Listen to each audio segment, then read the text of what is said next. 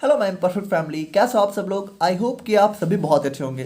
तो आज की वीडियो में हम लोग यहाँ पे बात करेंगे अपने B pharma first semester human anatomy and physiology 1 यानी कि HEP 1 के इंपॉर्टेंट क्वेश्चंस के बारे में, जो कि आप लोग को इस साल 2025 के सेमेस्टर एग्जाम्स में देखने को मिल सकते हैं।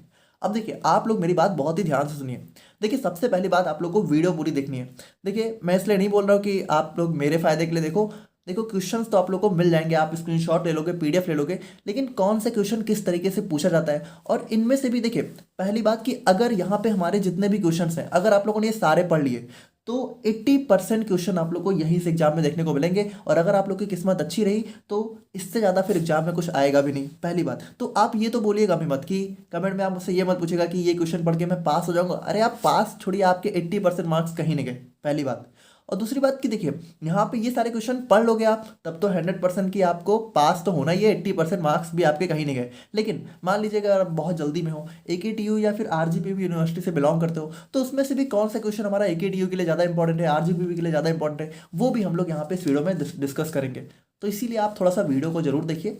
बाकी अगर हम लोग यहाँ पे बात करें तो देखिए, जो हमारा यूनिट 1 है, तो यूनिट 1 में अगर हम लोग सबसे पहले बात करें तो सबसे पहले हमारा जो यूनिट 1 से क्वेश्चन देखने को मिलता है वो हमारा होम्योस्टेसिस के ऊपर होता है। ठीक है, तो इसके ऊपर आप लोग को देखिए, अब इसके ऊपर क्वेश्चन कभी कभी 2 मार्क्स में भी आ जाता है। देखिए, ये क्वेश्चन आप लोग को एग्जाम में जरूर देखने को मिलेगा, या तो 2 मार्क्स में या तो 7 मार्क्स में। ठीक है, और बहुत रेयर केस में 10 मार्क्स में भी देखने को मिल सकता है। और RGPV की बात करें तो आप लोग को पता है, आपके पोर्शन में आते हैं। ठीक है, A B पार्ट होते हैं, तो उसमें से A या B पार्ट में आप लोग को देखने को मिल सकता है। अब एक और इंपॉर्टेंट चीज़ है कि जिस क्वेश्चन के आगे V लगा हुआ है, मतलब कि वो क्वेश्चन यहाँ पे बहुत ज़्यादा इंपॉर्टेंट है। ठीक है, तो उस क्वेश्चन को आप लोग को बिल्कुल भी नहीं छोड़ना है। अब यहाँ पे देखिए, कुछ क्वेश्चंस के आगे V नहीं लगा हुआ है, लेकिन वो कह रहा है कि थोड़ा एक यूनिवर्सिटी वाइज ज़्यादा इंपॉर्टेंट है। तो इसीलिए मैं कह रहा हूँ कि आप लोग वीडियो जरूर देखिए, ताकि हम लोग हर एक क्वेश्चन को देखते हुए चलें।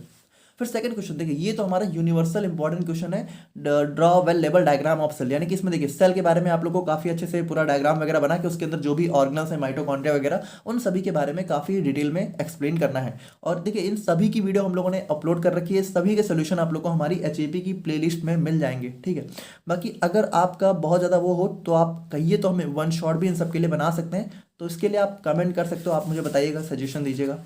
और अगर हम लोग बात करें तो देखिए, थर्ड क्वेश्चन हमारा आ जाता है, discuss about structure and function of plasma. देखिए, ये क्वेश्चन बहुत इंपॉर्टेंट है। देखिए, यहाँ पे third and fourth question actual में देखा जाए तो ये दोनों एक ही क्वेश्चन है। बस क्या होता है कि कभी कभी इन दोनों को, अगर मान लीजिए आपसे 7 नंबर में पूछना होगा तो दोनों को अलग अलग पूछेंगे, और अगर मान लीजिए 10 या 15 मार्क्स में क्वेश्चन पूछना होगा तो दोनों को एक साथ में पूछ लेते हैं। जिसमें हमारा क्वेश्चन बनता है कि describe the structure and function of plasma membrane, explain transport mechanism across plasma membrane. यानी कि देखिए, इसमें आप लोग को प्लाज्मा मेम्ब्रेन के बारे में पहले पहले तो बहुत डिटेल में लिखना है, और उसके बाद प्लाज्मा मेम्ब्रेन में जो ट्रांसपोर्ट होता है, ठीक है, वो आप लोग को काफ़ी डिटेल में एक्सप्लेन करना है। इसके जो भी टाइप्स होते हैं, प्राइमरी, एक्टिव, ट्रांसपोर्ट, ठीक है, एक्टिव, पैसिव, ये सभी चीज़ें आप लोग को एक्सप्लेन करनी है।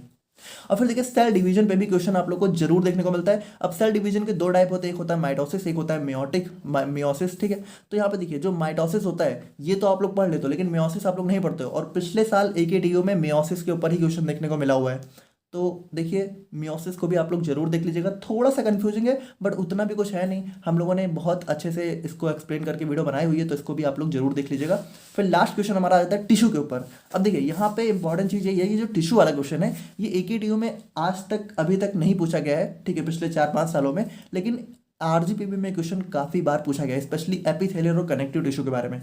तो देखिए, अगर आप AKTU से हैं तो ये क्वेश्चन इंपॉर्टेंट है, आ सकता है। अगर आपके पास काफ़ी टाइम है तो आप जरूर देख लीजिए, बट अगर आप RGPV से हैं तो क्वेश्चन आप जरूर जरूर देख ही लीजिए। ठीक है, ये क्वेश्चन आप लोग को देखना है, भले इसके आगे V नहीं लगाए, बट ये RGPV के लिए बहुत इंपॉर्टेंट है। नाउ अगर हम लोग यहाँ पे यूनिट 2 की बात करें तो देखिए, यूनिट 2 में हमारा सबसे पहला क्वेश्चन आ जाता है well label diagram of skin. ठीक है, तो स्किन या फिर इंटीग्यूमेंट्री सिस्टम के नाम से आप लोगों से क्वेश्चन पूछ सकते हैं, और ये क्वेश्चन भी RGPV यूनिवर्सिटी में ज़्यादा पूछा गया है, AKTU में थोड़ा सा कम पूछा गया है, AKTU में पिछले 2-3 सालों में नहीं आया।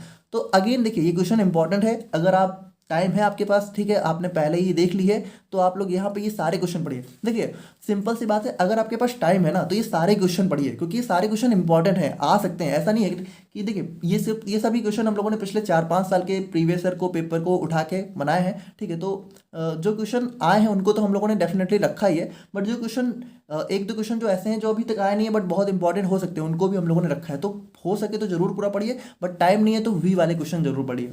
उसके बाद देखिए, सेकंड क्वेश्चन, ये तो हमारा बहुत इंपॉर्टेंट है, हर यूनिवर्सिटी में देखने को को मिल जाता है, जो कि है हमारा स्केलेटल सिस्टम का क्लासिफिकेशन। ठीक है, तो ये क्वेश्चन बहुत इंपॉर्टेंट, इसको आप लोग जरूर देख लीजिएगा। इसमें भी जो हमारा वर्टिब्रल कॉलम है इसको आप लोग जरूर देख लीजिएगा। उसके बाद थर्ड क्वेश्चन हमारा जाता है structure and function of long bone. तो देखिए लॉन्ग बोन, यहाँ पे हम लोगों ने जो बोन के ऊपर सिंपल सी वीडियो बनाई है, उसी में जितना कंटेंट है वो आप लोग को इसके अंदर लिख के आना है।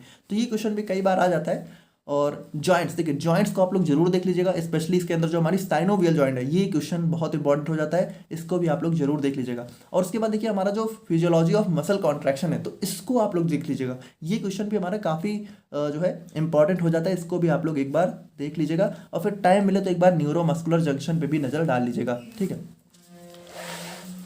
नाउ अगर हम लोग यहाँ पे बात करें अपने यूनिट नंबर 3 के बारे में, तो देखिए यूनिट नंबर 3 में सबसे ज़्यादा मतलब AKTU यूनिवर्सिटी में ये क्वेश्चन पिछले 6-7 सालों में हर बार 10 नंबर में देखने को मिला हुआ है, और ये है हमारा ब्लड क्लॉटिंग। अब देखिए ये क्वेश्चन ऐसा नहीं है कि सिर्फ AKTU में आता है, ये क्वेश्चन RGP में भी आता है, तो उसको सभी लोग देखिए। बट AKTU वाले तो मतलब कहीं गलती से आप छोड़ मत दीजिएगा, मतलब ये क्वेश्चन तो आप छोड़ के जा ही नहीं सकते हो, इतना इंपॉर्टेंट है। तो ये हमारा डिफाइन द प्रोसेस ऑफ, अब देखिए इसको आप लोगों से कई तरह से पूछ सकते हैं।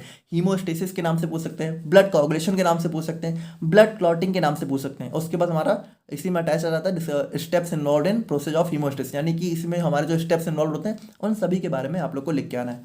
उसके बाद सेकंड क्वेश्चन हमारा बहुत इंपॉर्टेंट हो जाता है RGPV यूनिवर्सिटी के लिए। AKTU में ये क्वेश्चन नहीं आया हुआ है, बट RGPV में काफ़ी बार पूछा गया है, वो है हमारा composition and function of blood. ठीक है, तो इंपॉर्टेंट है, सभी यूनिवर्सिटी वाले देखें, बट RGPV वाले थोड़ा सा ज़्यादा देखें। एंड देखिए अगेन हम बार बार RGPV AKTU बोल रहे हैं, इसका मतलब ये नहीं कि ये सारे क्वेश्चन और यूनिवर्सिटी के लिए नहीं इंपॉर्टेंट है, सबके लिए इक्वली इंपॉर्टेंट है। आप किसी भी यूनिवर्सिटी से हो, यही सभी क्वेश्चन हमारे लिए इंपॉर्टेंट हो जाते हैं। उसके बाद देखिए इरिथ्रोपोइसिस के ऊपर आप लोगों से कई बार क्वेश्चन देखने को मिल जाता है, इसको भी जरूर देख लीजिए। फिर ब्लड ग्रुप तो आप लोग को बिल्कुल छोड़ना ही नहीं है, ठीक है, इसको आप लोग जरूर देख लीजिएगा। और लिम्फ नोड यानी कि लिम्फेटैटिक सिस्टम से भी क्वेश्चन देखने को मिल जाता है हमें, तो इसको भी आप लोग एक बार जरूर देख लीजिएगा।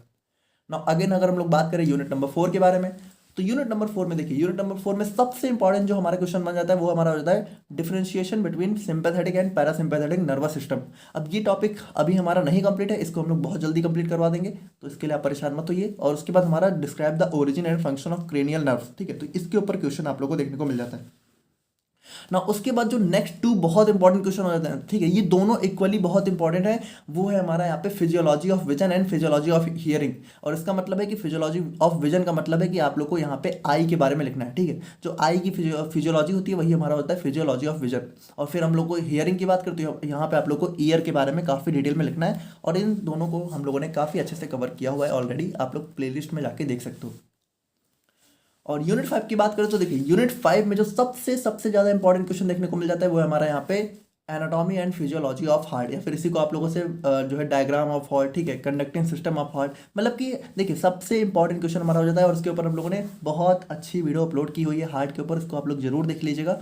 ठीक है, तो यहाँ पे हार्ट के ऊपर आप लोग को क्वेश्चन जरूर देखने को मिलता ही है, इसको आप लोग को बिल्कुल नहीं छोड़ना है। और उसके बाद सेकंड क्वेश्चन हमारा जाता है कार्डियक साइकिल के ऊपर, और थर्ड क्वेश्चन हमारा जाता है ECG यानी इलेक्ट्रोकार्डियोग्राम के ऊपर। अब ये सारे टॉपिक्स हमारे इंक्लूडेड हैं, बस ECG हमारा बचा हुआ है, इसको भी हम लोग यहाँ पे कंप्लीट कर देंगे। तो ये सारे हमारे थे HEP के इंपॉर्टेंट क्वेश्चंस। और देखिए पहले हम लोगों ने वन शॉट का ही प्लान किया था कि मतलब सारे ही इंपॉर्टेंट क्वेश्चंस को एक ही में कर देंगे सारे सब्जेक्ट के, बट आई थिंक ये थोड़ा ज़्यादा सही रहेगा, अलग अलग ही देखते हैं हम लोग। तो ये थे हमारे HEP के इंपॉर्टेंट क्वेश्चंस, बाकी बहुत जल्द हम लोग मिलते हैं और किसी सब्जेक्ट के इंपॉर्टेंट क्वेश्चन के साथ। तब तक के लिए थैंक यू सो मच।